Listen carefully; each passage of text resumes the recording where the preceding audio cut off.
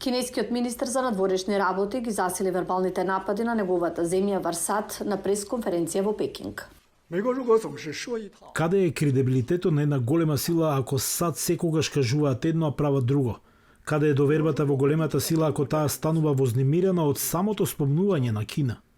Овој тон беше контраст од септември, кога американскиот председател Џо Бајден се сретна со кинескиот председател Ши Џинпинг во Калифорнија.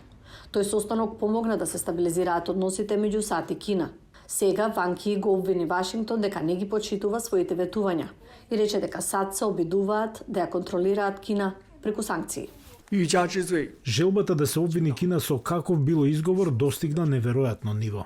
Дури откако продолжија разговорите на високо ниво, САД ги проширија санкциите против Кина за низа прашања, од кршење на човековите права до односите со Русија.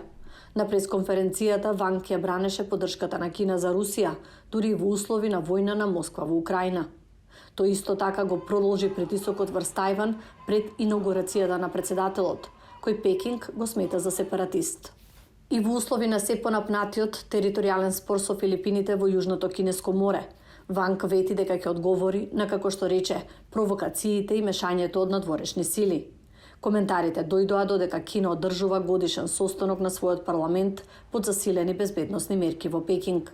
Состанокот има за цел да прикаже позитивно искривување за многуте проблеми со кои се соочува кинеската економија. Многу аналитичари ги гледаат коментарите на Ван Ки како начин да се постави тонот за надворешната политика на Кина за оваа година. Ако е така, можеби нема да има недостиг на проблеми за Кина.